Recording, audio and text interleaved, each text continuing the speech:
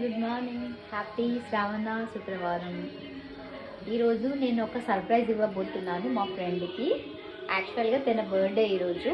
నేను సర్ప్రైజ్ అంటే మీరు ఏమన్నా గిఫ్ట్ తీసుకెళ్తుందేమో అనుకోవచ్చు, కాదు. ఓ మై గాడ్, తనకి కేసరి రవ్వ అంటే చాలా చాలా ఇష్టము. అది నేను తీసుకెళ్ళి తనకు సర్ప్రైజ్గా ఇస్తాను. ఎలా రియాక్ట్ అవుతుందో చూద్దాం, ఓకేనా? నేను ఇచ్చే ఈ కానుక ఏంటంటే తనకి ఎంతో ఇష్టమైన ఈ కేసరి. Wishing you very very happy birthday.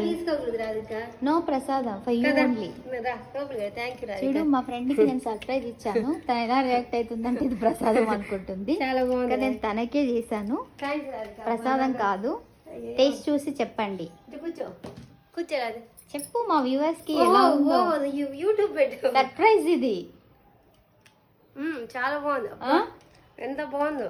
అదే నీకు ఇష్టమని తన బర్త్డే రోజు నేను ఇచ్చే ఈ చిన్న అంబిక ఎలా ఉంది నా గిఫ్ట్.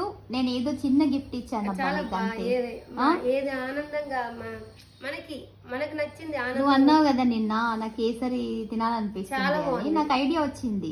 వేడిగా చేసుకొని వెళ్దాము, తింటది కదా అని. పొడిపొడిగా భలే ఉంది. సర్ప్రైజ్ గా తీసుకొచ్చాను కూడా మనకు నచ్చింది చేస్తే అదే హ్యాపీ.